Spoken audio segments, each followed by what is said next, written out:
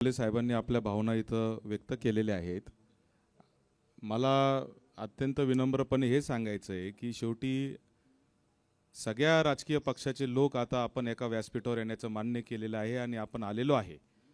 त्यामुळे आमचा प्रयत्न आणि आपला सगळ्यांचा प्रयत्न हा असला पाहिजे की ही रेल्वे होण्याच्या दृष्टीने आपापल्या पक्षातल्या पदाधिकाऱ्यांवर आणि नेते मंडळींवर दबाव टाकणं हे आपापल्या पक्षातल्या सगळ्या कार्यकर्त्यांनी, ते काय फक्त सत्ताधाऱ्यांचंच काम आहे असं मी मानत नाही, परंतु विरोधी पक्षातले असतील किंवा सगळ्या पक्षांचे असतील, आपापल्या पक्षाच्या लोकांना, अगदी वंचित बहुजन आघाडीच्या उत्कर्षताई रुपवते बसलेल्या त्यांनी प्रकाश आंबेडकरांना सांगितलं पाहिजे आणि त्यांनी त्याच्यामध्ये घेतलं पाहिजे. मुद्दा असा आहे की आपण आमदार म्हणून काम करतोय, खासदार म्हणून काम करतोय.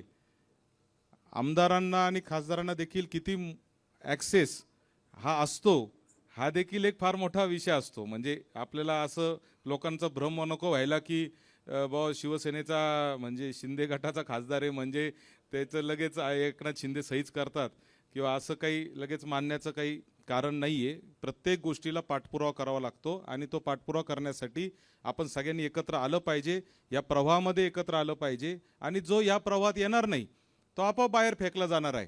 त्यामुळं मला असं वाटतं का जन आंदोलन ज्यावेळेस होतं त्यावेळेस सगळ्यांना यावंच लागतं आणि त्याच्यामध्ये सगळेजण राजकीय जोडे बाजूला ठेवून आलेले आहेत. त्याचं मी खरं तर स्वागत करतो. डॉक्टर अमोल कोल्हेंनी दिलेली सूचना अतिशय चांगली आहे. त्या पद्धतीने आपापल्या पक्षाच्या लोकांवर आपण सगळेजण दबाव टाकूच. मी त्यानंतर शिवाजीराव दादांना विनंती करतो की त्यांनी आपल्या भावना या ठिकाणी व्यक्त कराव्या. शिवाजीराव दादा आढळराव. या ठिकाणी जुन्नरचे आमदार आदरणीय शरददादा सोनवणे देखील आलेले आहेत. त्याचबरोबर मी स्वतः संगमनेरचे आमदार अमोल खताळ साहेब यांना फोन केला होता. ते अकोल्याला गेलेले आहेत, परंतु त्यांच्या पत्नी त्यांच्या प्रतिनिधी म्हणून नीलमताई या ठिकाणी आलेले आहेत. सगळेच आता आहेत. दादा, आता तुम्ही जरी आज घाई असली चालले असले तरी वेळोवेळी आम्ही तुम्हाला त्रास देत राहू आणि तुम्हाला, कारण ह्याच्यात सगळ्यात आपल्याला स्ट्रॅटेजिकली लढावं लागणार आहे आणि त्या पद्धतीने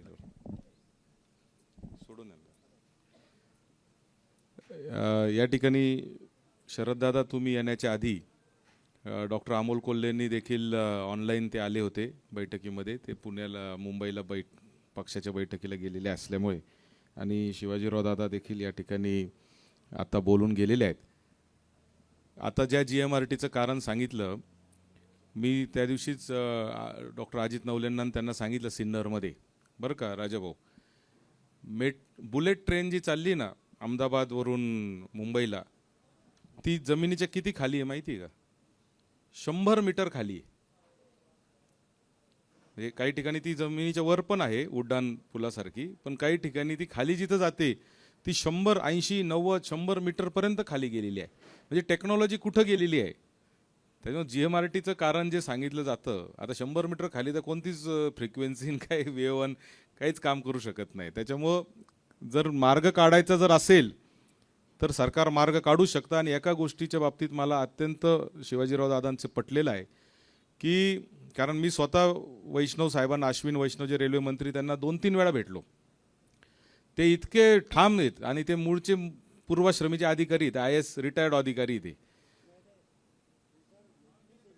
हा, म्हणजे रिटायरमेंट घेऊन ते राजकारणात आलेले आहेत, परंतु ते अधिकारी आहेत.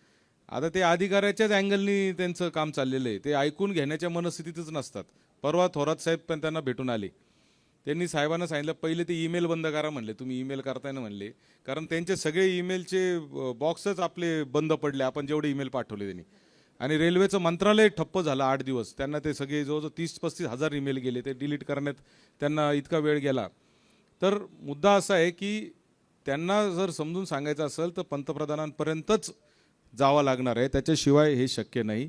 आणि पंतप्रधानांपर्यंत जायचं असेल तर मुख्यमंत्री आणि दोन्ही उपमुख्यमंत्र्यांथ्रूच आपल्याला जावं लागणार आहे.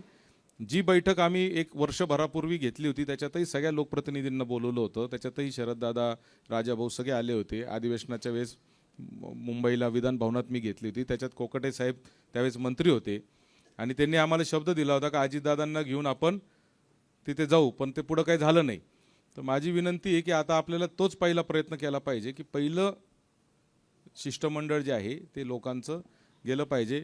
यानंतर मी लोखंडे साहेबांना विनंती करतो. बरं, डॉक्टर अजित नवले बोलतील. आणि मग लोखंडे साहेबांचंही फार योगदान आहे त्याच्यात, ते बोलतील.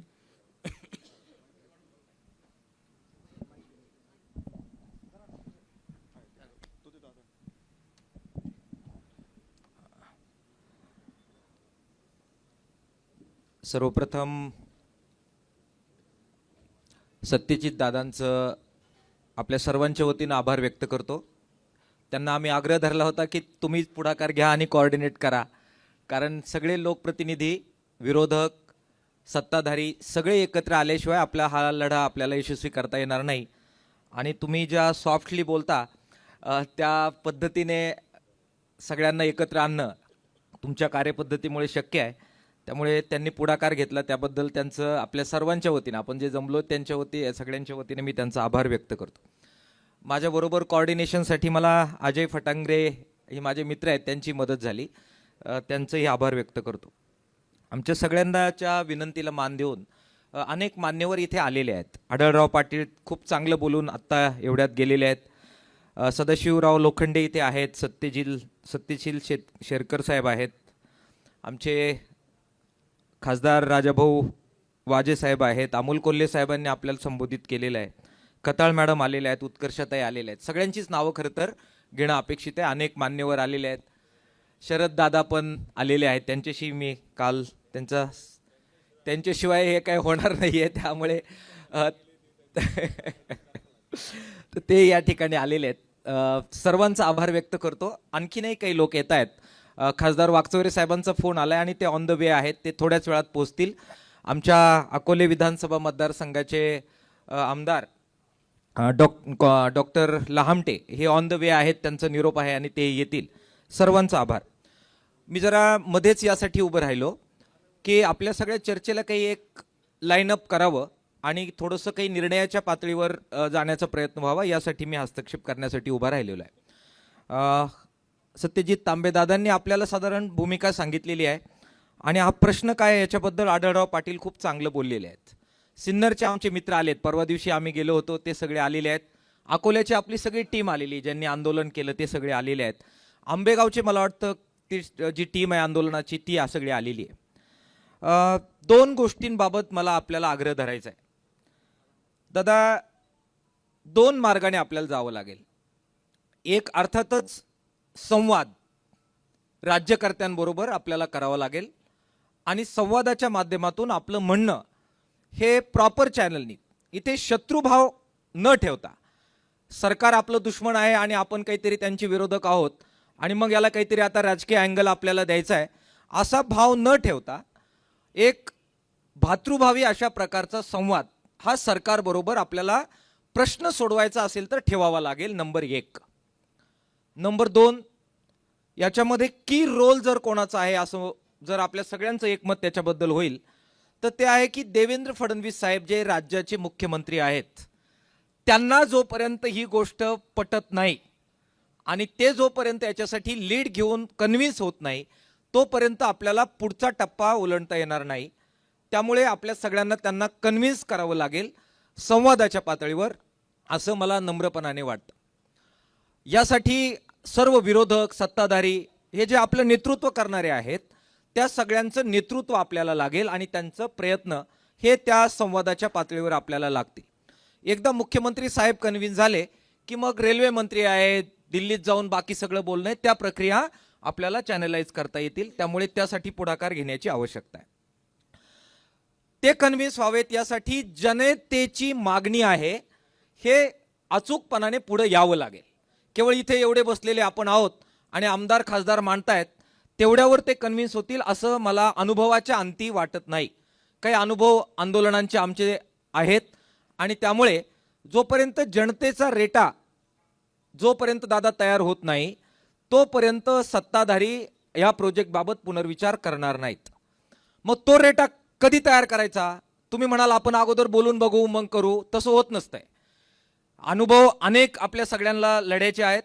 शेतकरी कर्जमाफीचा आहे, शेतकरी संपाचा आहे, आत्ता परवा झालं नागपूरचं आंदोलन, त्याचा आपल्याला अनुभव आहे. आणि माझ्या अगोदर कॉम्रेड उगले आणि बाकी सगळे तुम्ही लोक आहेत, लढ्यांचे प्रचंड अनुभव असलेले लोक आहेत.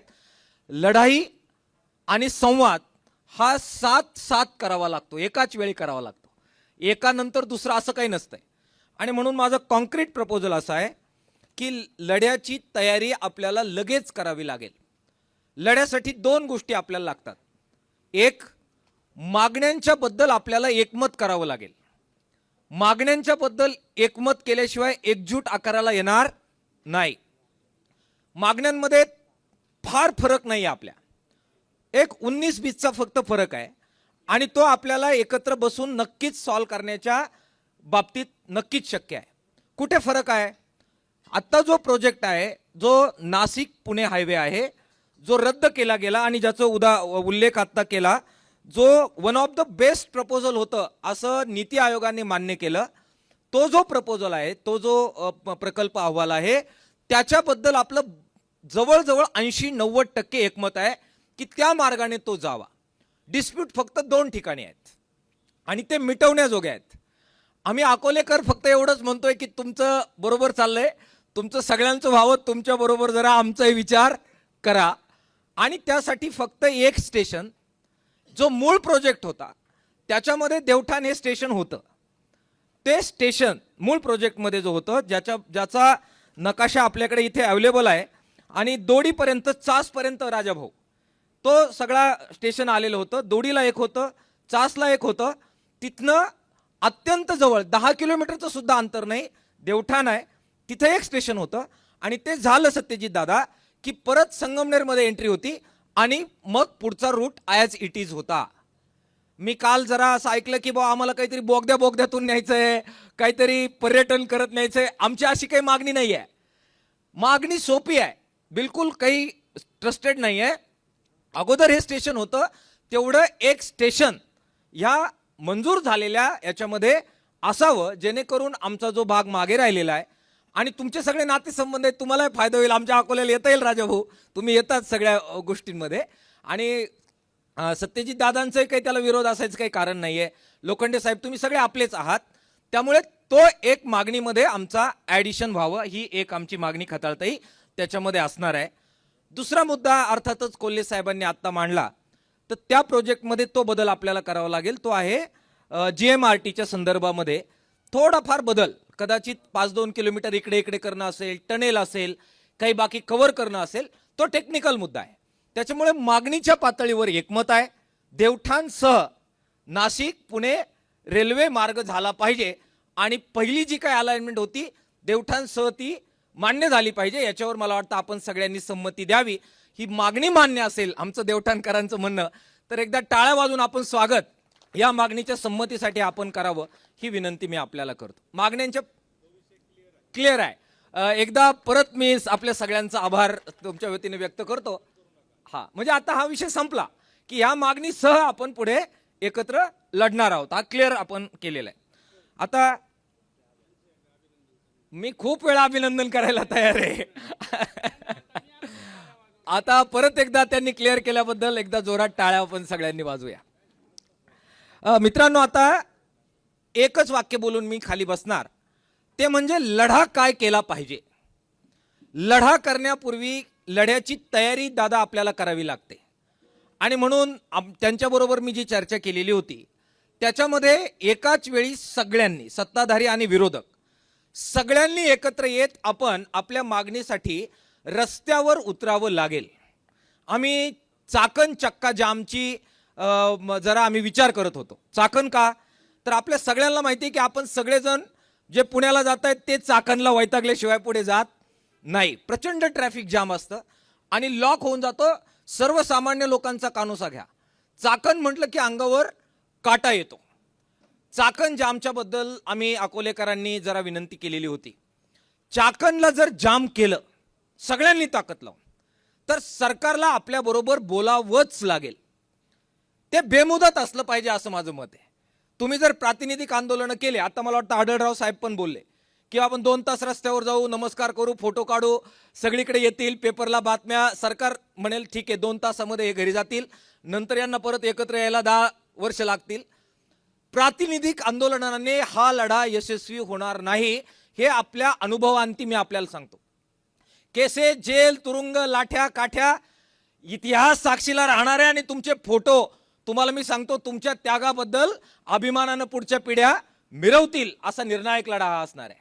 त्यामुळे ठेवूया आपण तयारी बलिदानाची आणि सगळ्या त्रास सहन करण्याची. आणि त्रास सहन करण्याची तयारी नेतृत्वाने ठेवली तरच इतिहास घडत असतो, तरच पुढच्या पिढ्या नाव आपलं घेत असतात. आणि म्हणून मला आपल्याला विनंती करायची आहे की हे मनातून काढून टाकूया. लाठ्या काठ्या तुरुंग आणि सगळे पक्ष एकत्र आहे हो. सत्ताधारी असणारे लोक सुद्धा आपल्या बरोबर आहे. त्यामुळे सत्ताधारी पण पेन जरा चालवायला बिचकतील की आपल्याच लोकांना जेलमध्ये टाकायचंय आपल्याला.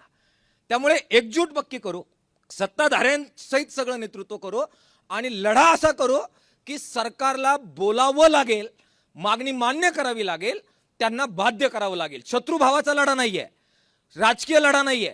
त्यांना कन्व्हिन्स करण्याचा, भातृभावाचा, सत्याग्रहाच्या मार्गाने जाण्याचा लढा आहे. सत्याग्रहाच्या बद्दल गांधीजी काय म्हणाले?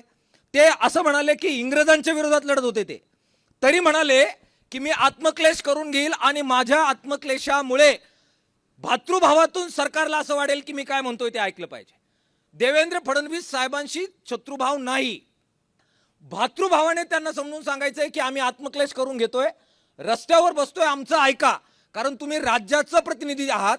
आणि म्हणून हा भातृभावाचा लढा आहे, शत्रुभावाचा नाही.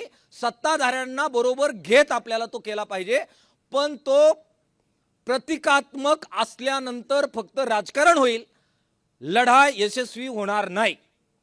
आणि म्हणून अंतिमता बेमुदत चाकण जाम करणं हा आपला अंतिम लढा असला पाहिजे. लाठ्या काठ्या कोर्टाच्या आदेश येतील दुसऱ्या दिवशी. मी तुम्हाला सांगतो, बच्चू कडूच्या आंदोलनात आम्ही भोगलोय, किंवा मुंबईचा आत्ता जरांगे पाटलांच्या आंदोलनात आपण पाहिले, दुसऱ्या दिवशी येतील रस्ता जाम करा, काढा वगैरे, ते होईल.